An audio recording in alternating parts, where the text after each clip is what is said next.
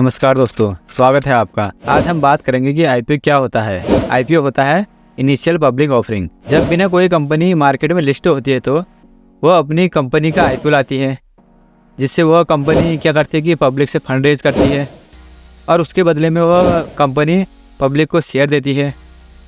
और अब हम ये समझने की कोशिश करेंगे कि कंपनी आईपीओ क्यों लाती है। कंपनियां बहुत सारे कारणों से आईपीओ लाती है, जैसे अपने बिजनेस को एक्सपेंशन के लिए, पुराने लोन को चुकाने के लिए या किसी और कंपनी को खरीदने के लिए।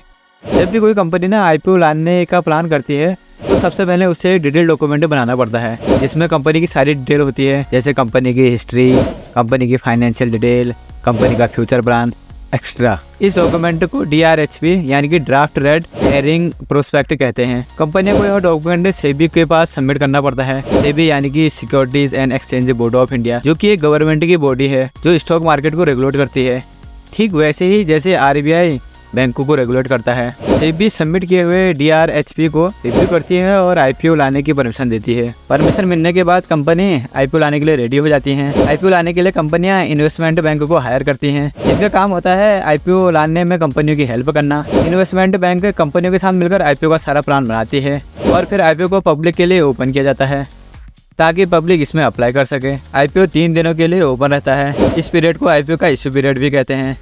अगर हमें आईपीओ में अप्लाई करना है तो हमें इस इश्यू पीरियड में ही अप्लाई करना होता है। आइए हम एग्जांपल से समझने की कोशिश करते हैं। मान लीजिए XYZ कंपनी आईपीओ के थ्रू 1000 करोड़ रुपये जुटाने का प्रयास करती है और इसके लिए XYZ कंपनी अपना 20% हिस्सा सेल करना चाहती है। कंपनी इसके लिए 1 करोड़ शेयर निकालती है और हर शेयर का प्राइस 1000 रुपये रखती है। दोस्तों, आईपीओ में शेयर लॉट में मिलते हैं। ये नियम है कि एक लॉट का प्राइस 15,000 रुपये से अधिक ना हो। इस तरह एक लॉट में कितने शेयर होंगे ये एक शेयर के प्राइस से डिसाइड होता है और हमने XYZ कंपनी के एक शेयर का प्राइस 1000 रुपये रखा है, इसलिए यहाँ पर एक लॉट में 15 शेयर ही आएंगे। अगर हम एक शेयर का प्राइस 100 रुपये कर दें तब एक लॉट में हमें 150 शेयर मिलेंगे।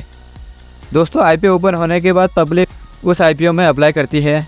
यहाँ पर जोड़ी नहीं है कि हमने आईपीओ में अप्लाई किया और हमें शेयर मिलेंगे ही। ऐसा इसलिए होता है क्योंकि अक्सर एक कंपनी जितने शेयर निकालती है उससे कहीं ज़्यादा शेयर के लिए पब्लिक अप्लाई कर देती है और ऐसा होने पर शेयर का अलॉटमेंट सिस्टम के द्वारा रैंडमली होता है और हम आईपीओ में एक या एक से अधिक लॉट के लिए अप्लाई कर सकते हैं। अगर हमें आईपीओ में शेयर अलॉट होते हैं तो हम उससे अच्छा मुनाफा बना सकते हैं। और अब हम ये देखेंगे कि आईपीओ में अप्लाई करने से पहले हमें किन बातों का ध्यान रखना चाहिए।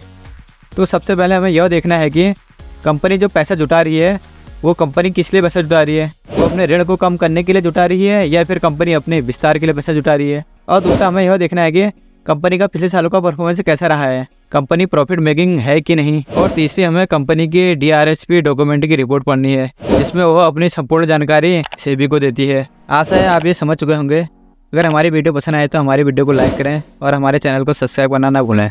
धन्यवाद।